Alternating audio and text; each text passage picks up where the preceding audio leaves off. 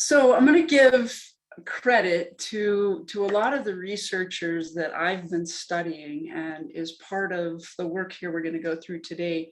It's also part of a workshop that I've been developing. So let's just start at the beginning here. Timothy Clark is, some of you may know him, he's a researcher. This model is called the 4 stages of psychological safety. So a lot of it is built on his work.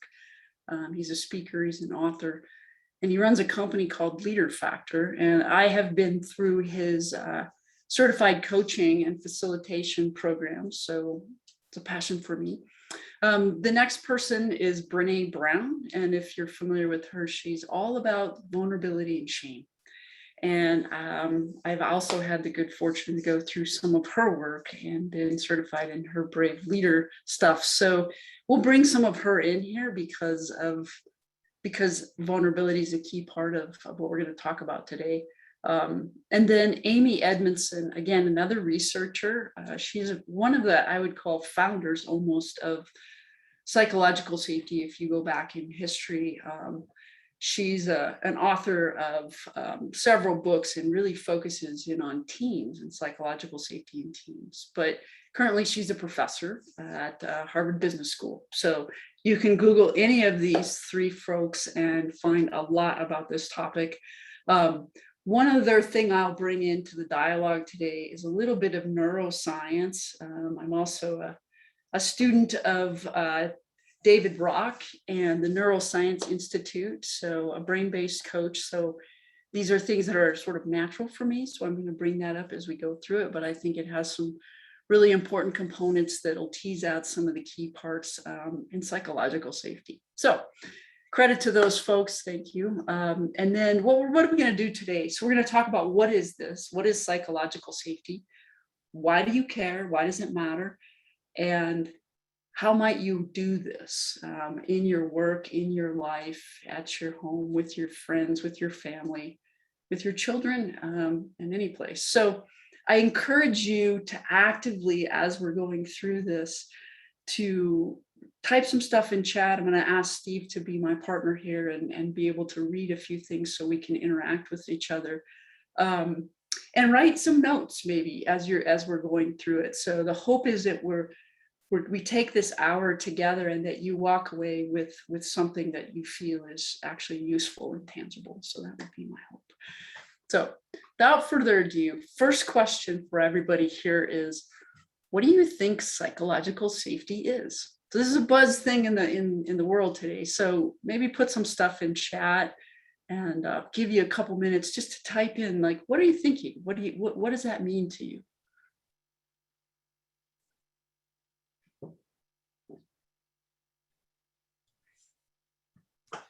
I'm going to read these out as they come up. Yeah, go ahead, Steve, if you would for me. My chat button's actually not showing. So if you want to do that, that'd be awesome. Okay, we got a couple starting to come in.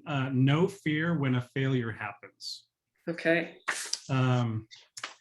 Ability to state your position without fear of reprisal.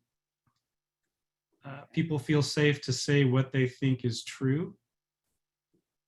And then feeling safe enough mentally and emotionally to share your thoughts or your feelings or your opinions. Free to share opinions freely, there's another one. Share thoughts and ideas without judgment, feeling safe from negative judgment. And the creation of an environment to stimulate creativity and innovation without fear of failure.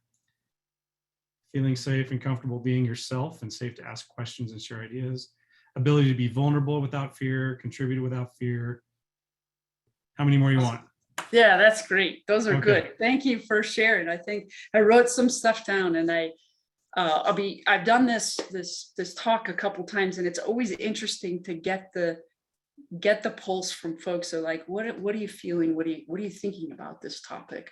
So my friend Timothy Clark would say it's 5 words: an environment of rewarded vulnerability.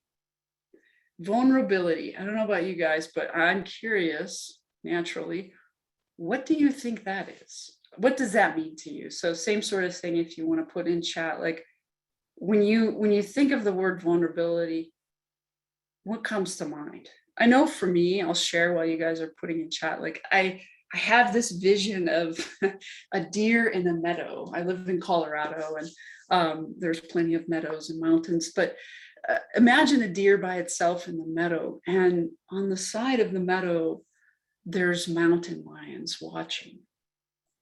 I can tell you the feeling I get in my gut for that deer. It's, a sense of fear, unnervingness. Is the deer going to be okay? Is it going to get away? Is it going to be lunch? It just feels, I feel afraid for that deer.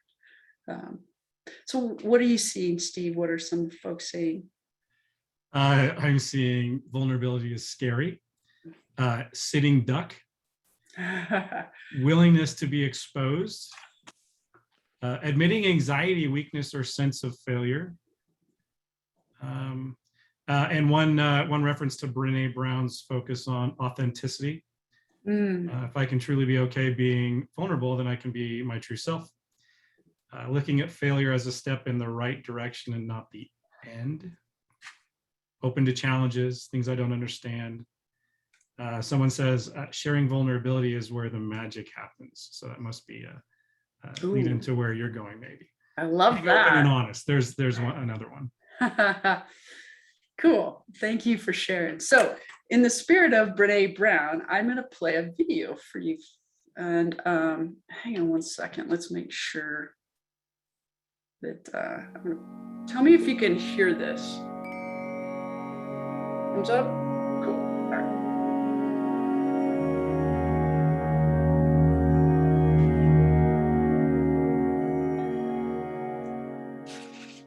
We think about vulnerability as a dark emotion. There are a lot of people who talk about light emotion. Oops. I think I'm. Positive emotions, negative emotions. It's my fault. Dark emotions, light emotions. We think of vulnerability as a dark emotion. We think of it as the core of fear and shame and grief and disappointment, uncertainty, things that we do not want to feel, right?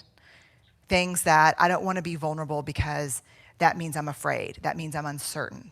That means I'm at risk. I'm exposed. I'm in grief. So what we do is we armor up and we say, I do not want to slip into these dark emotions. I will not let myself be vulnerable.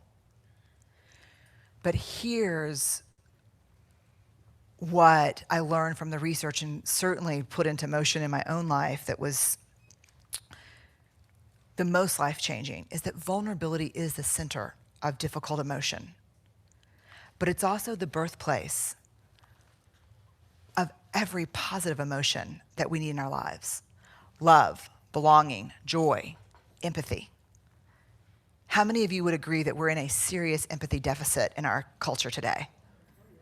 Totally, right? No vulnerability, no empathy. In a culture where people are afraid to be vulnerable, you can't have empathy. Empathy is not a default response.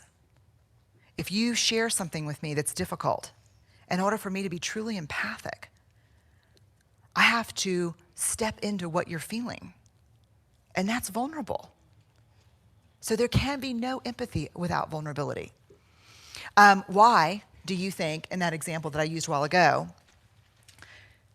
daughter comes home and says, tears, no one sat with me at lunch today. They made fun of what I was wearing. So-and-so won't talk to me. They poured my books out of my locker. And the response back is, I told you, I bought you all those cute jeans. Why aren't you wearing those jeans? And pull your hair back. Is that an empathic response? No, it's a shaming response. Could that shaming response be could a mother who absolutely adores her child respond with that shaming response? Please say yes. Don't kid yourself. I mean, come on. If you're a parent sitting in here, then you sure as hell know the answer to that is yes. But why? Why did that happen? Where was the access to vulnerability? Where was empathy? You can't access empathy if you're not willing to be vulnerable. So if my daughter comes home and tells that to me, guess what I have to do? I have to reactivate that sweaty palmed 7th grader who lives inside me And I have to go, oh God, that's so hard. I'm so sorry. That's happened to me. That's happened to me when I was in middle school, and it's happened to me last week. Let's talk about it. But you can't get there without vulnerability. You can't fake empathy. Innovation and creativity, born of vulnerability. This is my favorite part. I talked about this I did another TED Talk this year in Long Beach, and I told the story that during 2011 and even this year, after the big TEDx Houston talk went viral, the big calls came from Fortune 500 companies. Oh my God, we loved your TED Talk. It was great. Please come talk to all of our senior leaders. And it's like, okay, what do you want to talk about? Like, we don't care. Just come and talk to us. Just if you could ixnay the shame and vulnerability talk. Every single conversation, barring maybe 10%. I was like, well, what do you mean? Well, we love, you're funny. You have this great research. I think there's a real fit with what we do. We don't really do, that kind of stuff around here. So if you could not mention vulnerability and shame. So just for fun, for grins, I would say, okay, so what would you like me to talk about? Yeah, fourth quarter earnings, like frickin' don't even balance my checkbook. I'm not going to talk about that. So what do you want me to talk about? Well, the big issue, creativity and innovation. And change. We're going through a lot of change.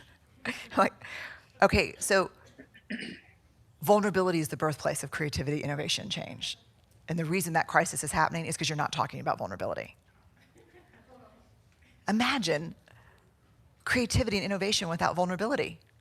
I'm asking you for a work product that has never been made before, that's completely innovative. I need you to be creative, and I need you to present it to a group of people who are half of them are going to think it's stupid and not understand it. No vulnerability there.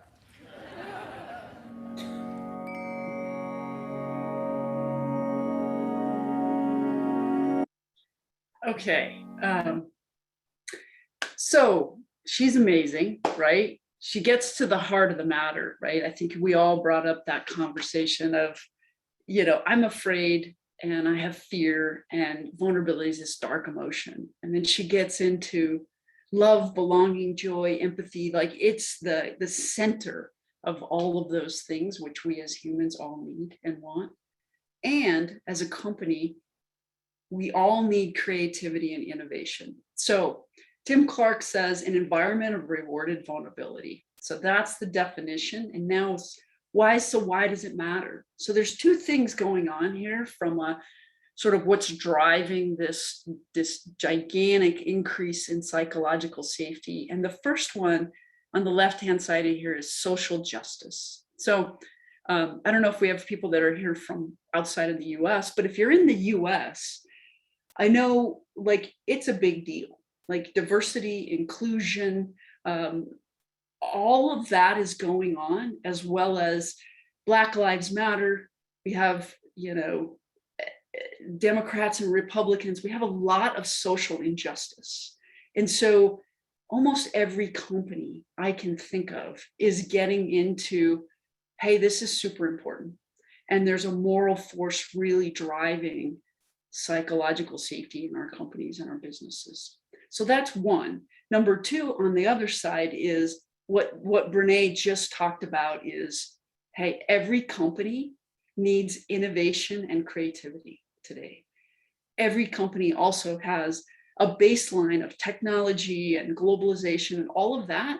So without this secret sauce of people showing up and bringing their best selves to work, they're at a disadvantage. And so psychological safety is in the heart of this. It's these two big pillars of force driving psychological safety.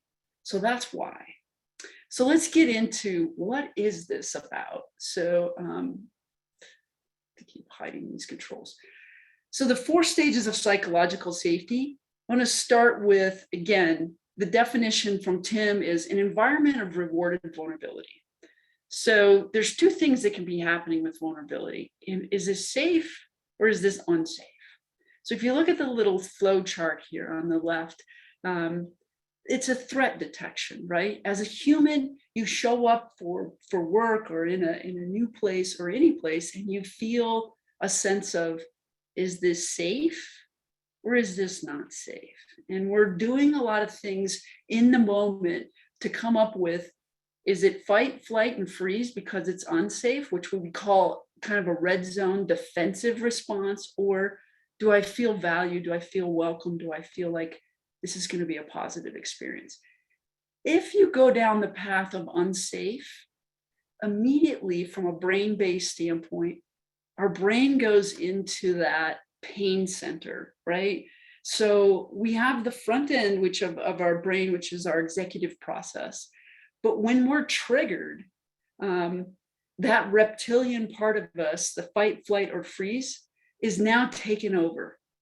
And our ability to actually think and function has been inhibited. So we're triggered and we go into protect mode, right? So the brain sensors are going, we're afraid, and now we're going into personal risk management. I don't know about you all, but I definitely have been in this place where I've sat around a boardroom and had a situation where I felt like it was not safe to speak up or to bring up something that might be different than what was going on in that room. So I can tell you that I just shrunk back. I went into what I would call loss avoidance. How can I agree? How can I be the yes person in the room? What can I do to be part of the group think so that I feel safe?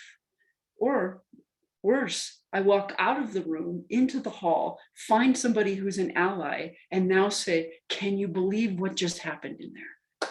So I didn't bring my best self in there because I was triggered and I was in a defensive response because I felt like it was unsafe. So this is the core of this model. So we get into the model, and this is Tim Clark's model. And we have the X and the Y axis. And so our y-axis is respect, and our x-axis is permission. And as you move through the 4 stages, you want to kind of stay in the middle, which is, we'll talk about what is inclusion, what is learner, what is contributor, and what is challenger. But I want to talk first a little bit about paternalism and exploitation. So if you run up the y-axis and you stay far and close to the axis, you end up in what we call paternalism. So what is that, right? So that means you have a high level of respect, and I'll just use my friend Steve here. Let's just say he works for me. It's not how it is, but we'll just use the example. And I adore him. I think he's a great person. And so I value him as a human, but I don't give him a lot of opportunity to do things at work. I'm almost like a helicopter parent. And this happens frequently when companies are going through agile transformations, where you're changing roles and jobs from traditional management into, let's say, people are scrum masters and product owners. And now what is the role of the manager? So a lot of times the manager is very triggered by this situation, and they may really love their employees, but they're also feeling their egos in the way. And they're like, yeah, I really don't want people to do more than what they've done in the past because I'm unsafe. So that's paternalism. Now, if you go down the other axis, if we go down the x-axis, we talk about permission. So exploitation is almost the opposite. And we'll use Steve again. I don't really care that much about Steve as a man, as a human, but he's a great worker. So I don't really care I don't even know if he's married, if he has family. I don't care. Like, I don't know what he does. All I know is that he can crank stuff out. So I give him tons of responsibility. I give him lots of things to do all the time. I'm actually exploiting him. So those are the extremes. So the goal here is, nothing in extreme. Let's to run up the middle of this sort of X and Y axis is what's happening from a psychological safety model. So that's the model. We're going to get into now, what is inclusion, what is learner, what is contributor, and what is challenger. Okay, so now I'm going to ask others to participate, and I'll start with Steve. Steve, can you read the first bullet for me there? What is the definition of inclusion safety? Sure. Inclusion safety is the basic human need to be included, accepted, and belong. You're accepted for who you are, including your unique attributes and defining characteristics. Yeah, thank you. So that feels good just to even hear you read that. The flip side of that is, and I know we've all felt this, what does it feel like to be excluded? And the first bullet on here, and I know that you guys have all felt this, I know I have, to be socially rejected is very similar to physical pain. And in a lot of cases, if you talk to some of the neuroscientists, it's worse. Physical pain, I can put an ice pack on it, I can take an Advil, I might have to have stitches, I might have to have surgery if I'm Brad. That hurts for sure. But if I have a social rejection or I have a pain associated to the way I show up and I feel excluded, I may carry that around with me for years. And that may be playing on what I call the loop or the record in my head over and over. So this is a big deal. Inclusion is the first step. And it's a human right. If you show up at work, if you show up at church, if you're part of anything that's a group of people, you're valued. And you don't need to earn feeling included. It's owed to you. As long as you're not hurting other people, this is a human right. As human beings, we have worth and we have value. So including another person should not be an act of judgment based on the person's worthiness. So this worthiness thing is kind of the key thing here. So the myth of superiority relates to our stereotypes and our biases. And if you talk to the neuroscientists again, if you have a brain, you have a bias. And what this means is, I grew up in South Dakota. I lived in a small community. Whatever. That brought its own set of norms, stereotypes, and biases. So there's a social bias, physical, people judge people based on, are you tall? Are you thin? Are you muscular? Are you fat? Are you black? Are you white? All of those things come into play. Intellectual, you're a doctor, you don't have a degree, you do have a degree, you're smart at this, you're not smart at that. Ethnics, gender, male, female. Oh, males do this, females do that, right? Political. Again, like there's a lot of judgment around Democrat or Republican. Religion, I don't think I need to say much about that, but education, it's the same. Economics, how old are you? If you're old, oh, you're not good at technology. If you're young, you are, right? We all kind of put people in these categories and boxes. You have a certain kind of occupation, you have a big title, oh, you're important, you must be smart, that kind of thing. You live in a certain part of the world. So all of these things, and there's probably more, come into play related to inclusion safety. So this is really an important thing, and nobody's bad because we do it, because we all do it. So this is something that my hope is that we're all thinking about this as we get into like the next slide is here. How do we create this? How do we create inclusion safety? So think about this maybe this weekend. Think about yourself. Identify, it's like, do I do that? And sometimes we do it and we don't even know we do it because we're like the frog in the boiling pot, right? We just grew up that way, But I would encourage you from a just an introspective and thinking, like, do you have some stereotypes and bias? And can you be aware of those?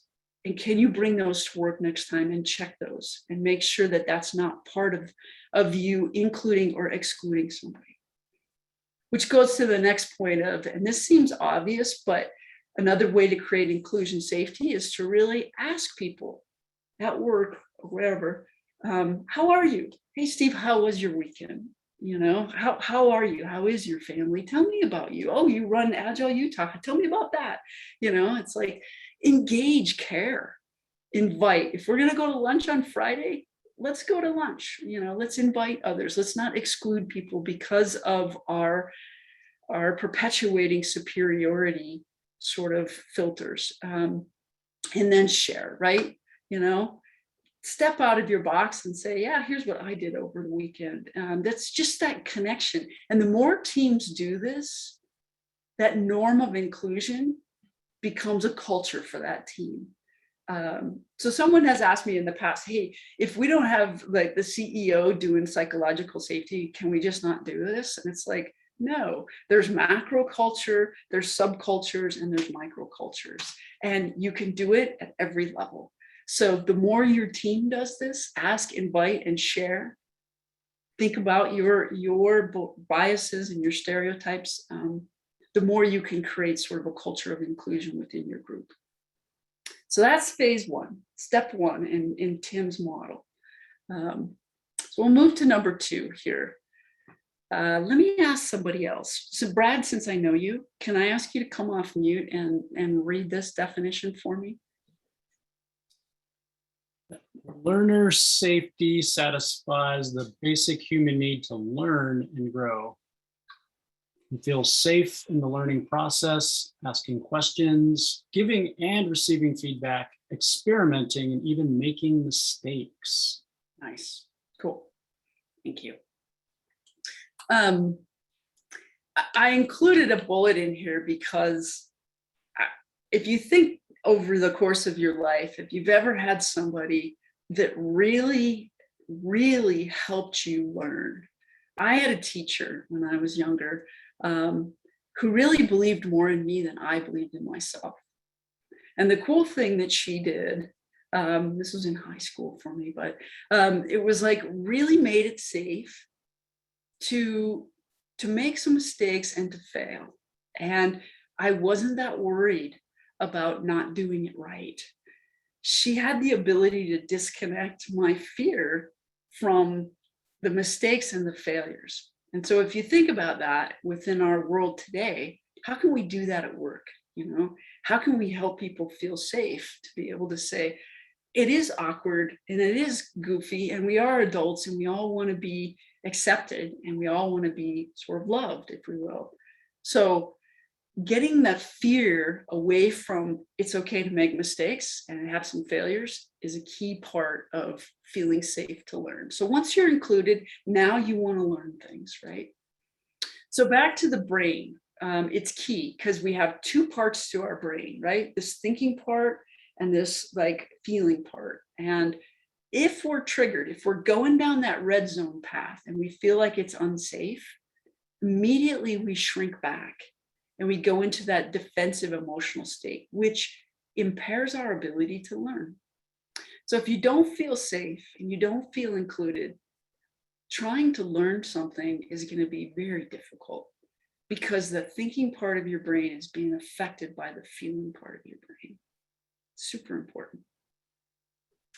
So how do we do this?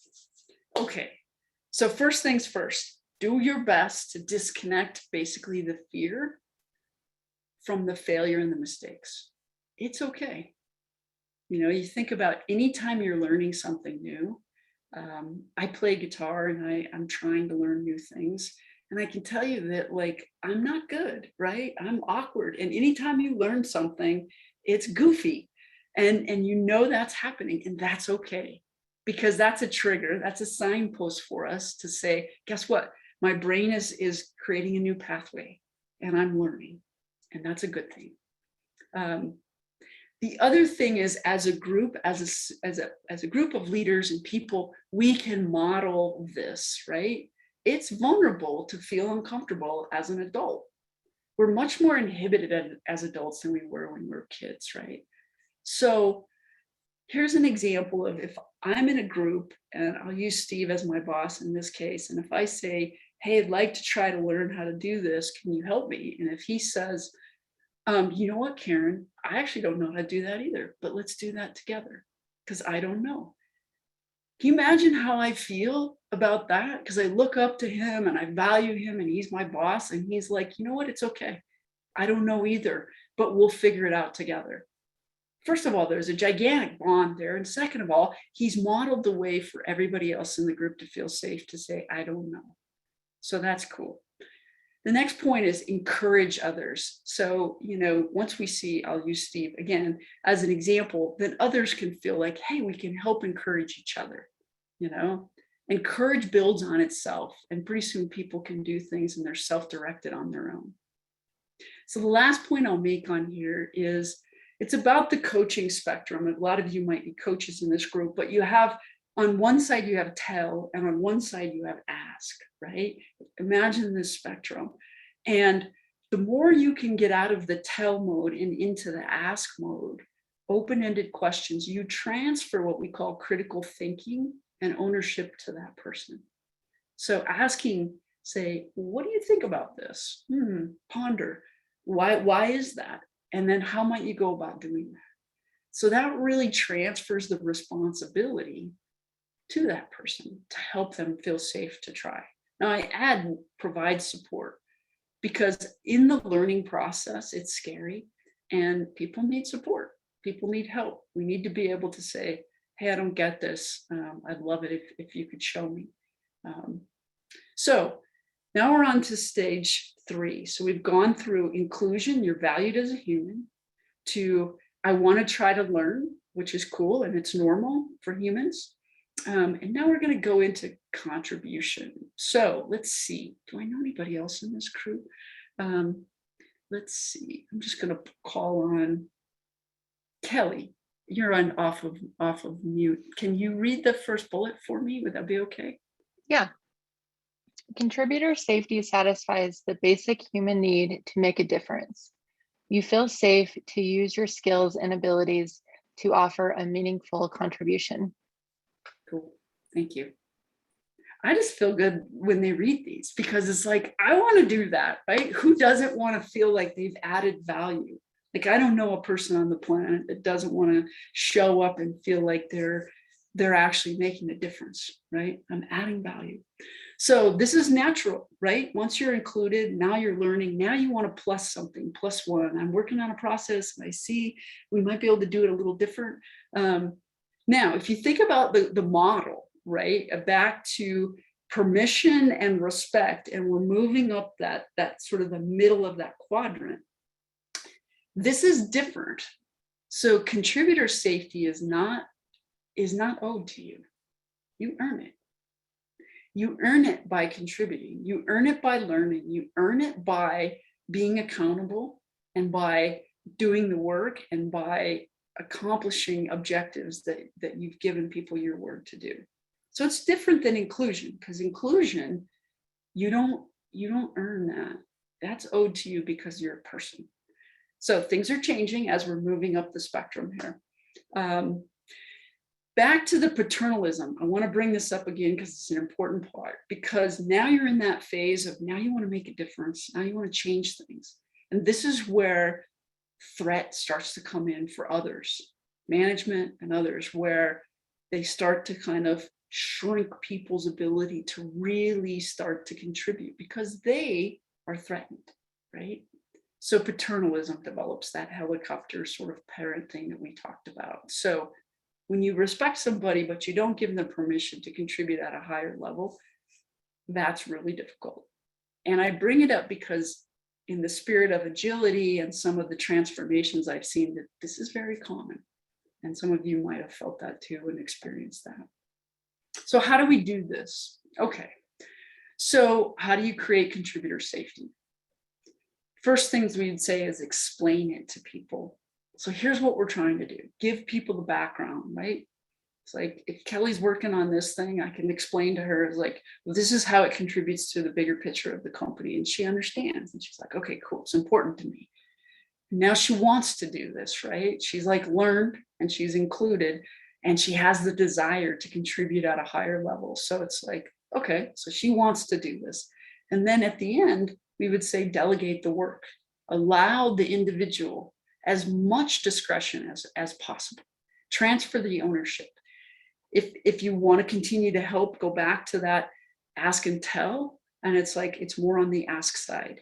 Now, one thing's important. I've had this question before is, what if people get stuck? What happens? Like I'm in this contributor model and I don't know what to do. You can go back to learn and say, I need help. Somebody help. And I'm stuck at this point. Maybe somebody else has some insight. So it's not an abandonment. Like there's not a delegation and then like, here you go and walk away. It's with support and encouragement. So that's key, right? So contributor safety, and these seem like obvious. Like when I first started to put this together, I was like, this is so obvious, right? Everyone does this. It's not true. It's not true. We don't always do these things. So hopefully you guys are taking some notes and thinking about like, how might you do this, on Monday. So, all right, now we're at the last stage. We're at the challenger space, and I'm going to ask somebody else just because I can. Dee, can you read this for me? Would you come off mute, Dee Gray? Yes. Excuse me. Which of the bullet points am I reading? The top one. Sorry, Thank challenger. you. Yeah. Challenger safety satisfies the basic human need to make things better. You feel safe to speak up and challenge the status quo when you think there's a need or opportunity to improve. Awesome. You should do radio. You have a great voice. He's like, I do. All right. It's awesome. Cool. Thank you for reading that. Yeah. And who doesn't want to make things better? But back to Brene Brown, right? This is the highest level of vulnerability. Innovation and creativity starts to happen here. And this is where companies start to move the needle. But it's that point where divergent thinking, what we call constructive dissent, I'd say radical candor, if some of you are into that and you follow that, and creative tension. So these are key things that are included. But the most important thing is, if you're going to do that at this level, you have to have what we call air cover. Has to feel safe to disagree. It has to feel safe to be able to say, I see it a different way. It is by far the most vulnerable stage of all of the 4 stages.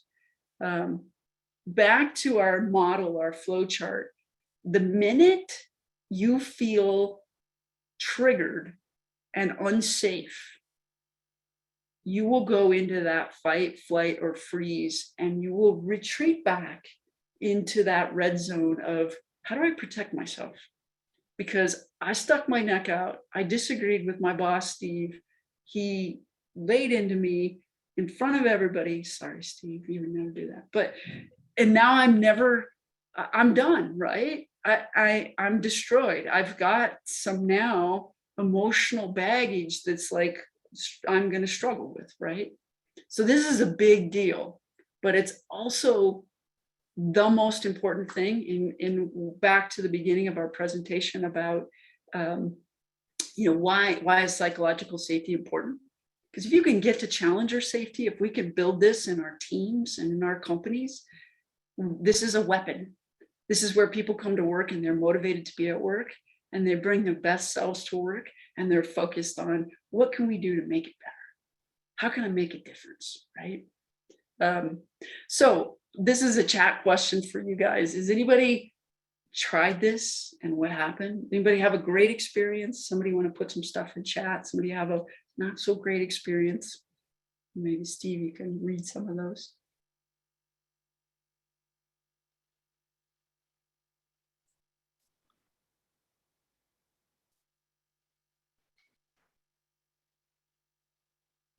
Not seeing specifics come in, but there's a few chats that have come in where, I've experienced that magic wand effect. It's so powerful.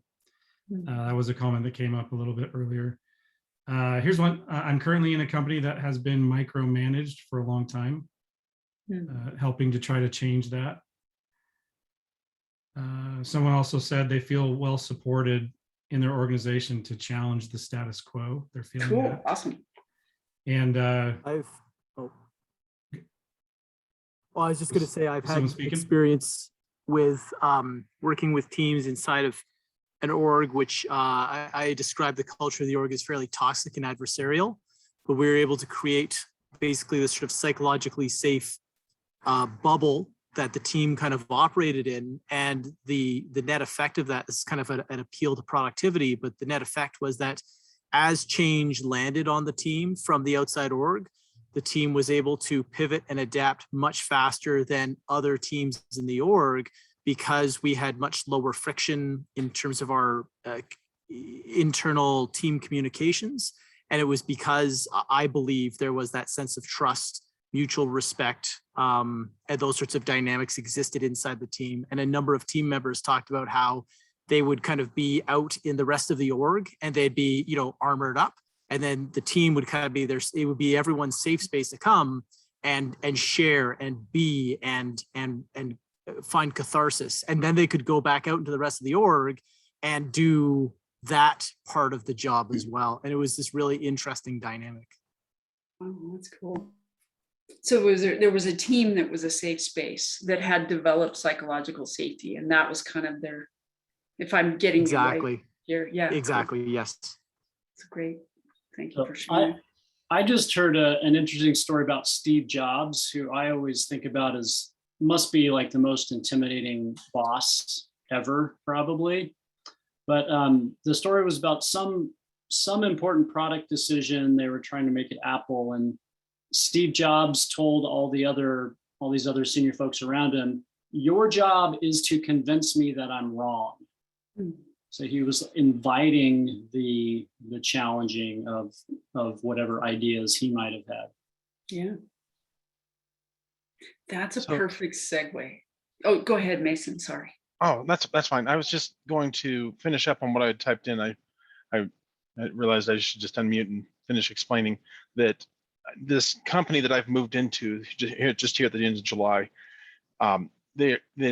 has been incredibly micromanaged. It's a smash together of 3 different companies over 5 years that all brought their cultures together and really made for a really nasty, volatile space where there is no psychological safety. But they hired my boss's boss, who in turn hired my boss, who in turn hired me. And we are starting to not only do an agile change, but we're doing a building of safety. And I suggested to my boss that we should move people from a push system to a pull system, just a simple change like that. And he took it and he pushed it up to his boss, and his boss said, "No, that is the rule now." So it's kind of nice to be in a place where I'm being shown that I have the safety to be able to really start suggesting ideas that could probably help a lot. That's awesome. This is great. These are good stories. I love it. Most of the time people are like, "Oh, it hasn't gone well." So it's like Positive Friday. Cool. Thank you. In the spirit of time, I'm going to keep us going, if that's okay. One more. So I'm going to dovetail a little bit off of what Brad talked a little bit about, and you too, Mason, is how do we create this? So how do you create challenger safety, and we do have to have inclusion, and you have to feel safe to learn, and you do go through the contribution, and now you're at challenger, and you can jump back and forth, and they're never done, right? You don't check a box and be like, everybody's inclusion, it's like, no, you got to show up every day and do all of those things. But when you get to challenger safety, there's a couple things, like this picture is key, is you want to increase what we call intellectual friction, right? So focus on the problem. Energy and expertise is about what's best for the company. I used to have a guy on a board that he was a kind of a mentor to me, that I struggled with a relationship with a CEO, and he used to say to me, "Karen, what's best for the company? It's not about you and the CEO. It's about what can you guys do together that is best for this company, for the people, for the process, for the technology, for the shareholders," which was great because it helped me continue to focus on the actual thing in the middle of the table and not the people. So decrease social friction, right? We're human. So anything that is, connected to a process or a thing, comes some humanness with it, right? if that's the process I created for the company and it took me whatever 2 or 3 years, and now all of a sudden someone wants to rip it out, I have to be a pretty big person to be able to say it's okay. Like there's probably a better way. So humility, controlling my ego, ability and capacity to really accommodate what I would call dissent. And so one thing to help with dissent is to actually formally assign it within a group, right? So it becomes part of the norm, make it part of the process instead of that vulnerability stage where someone has to speak up. At some point you could say, no, we're going to do what we call loyal opposition, right? Where somebody's like, hey, I'm loyal to the company, but I have a different perspective, and you've got that role, the devil's advocate within the group. I also bring up something that I'm borrowing here from salesforce.com, and that crew is something called the V2 Mom, which incorporates in this process vision. You start with what is it we want to do? What are the values around it? Well, how might we accomplish this thing? And what are the obstacles, right? So everybody gets an opportunity to say, why is this going to be hard? Or what are the things that you're seeing, and then how might we measure our outcomes? But the key thing here that I've highlighted is the O, because it's part of the process. So everybody contributes to, maybe I see it different, which makes it a little bit easier to have less social friction. And then I put the last point on here, which relates is create a working agreement with a team that basically says, this is what it looks like. We value each other as humans. We're all on this curve of learning. Some of us are higher up and they're contributing more, but we all want to be able to feel safe to challenge and see things differently. So what does that look like?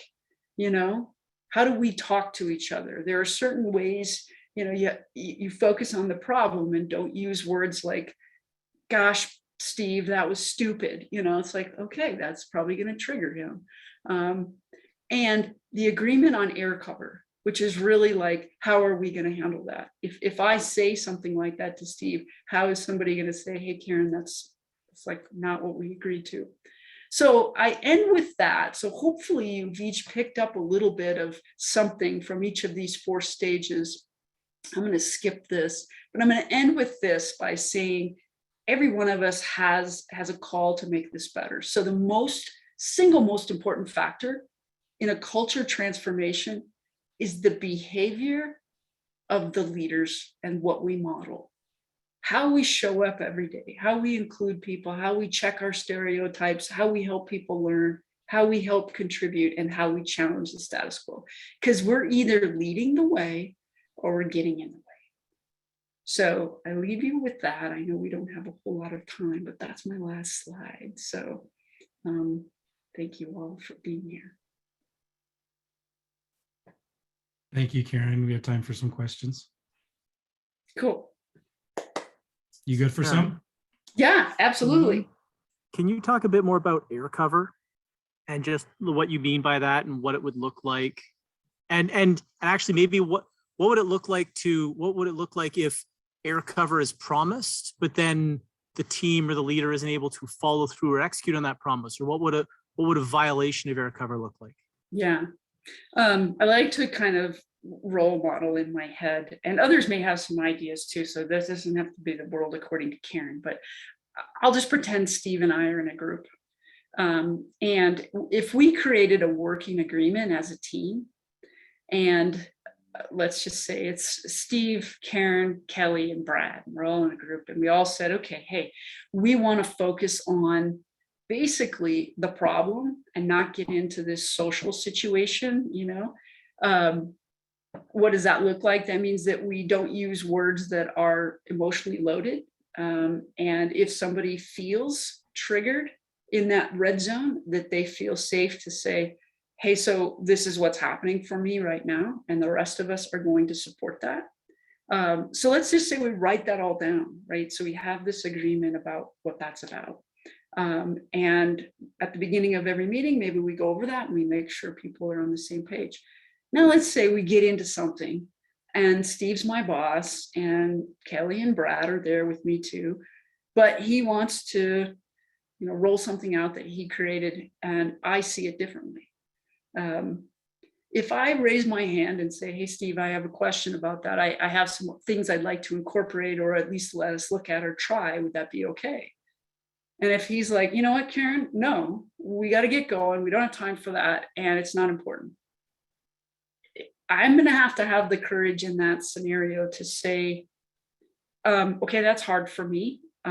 Is it, is there some other way I can at least share, and if Kelly and Brad are there too, we could even say, does it make sense to have a separate meeting? Should we talk about this here? What are the things that are getting in the way of us incorporating new ideas into this?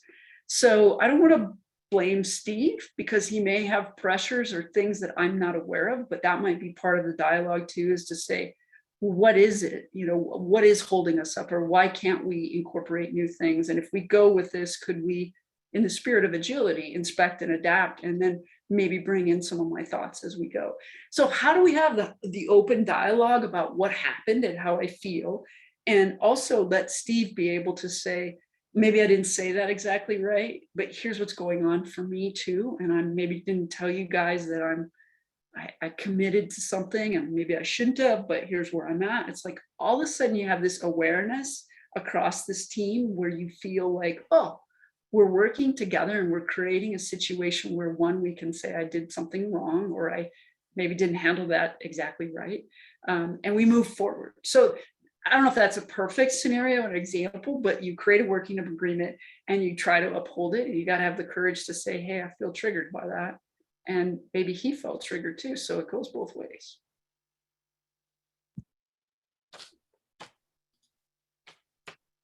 I don't know if you have any other input on that, Steve, or Kelly and Brad are all in my group. They don't know it, but we're all part of the team. I feel good about it. Good. Any other questions?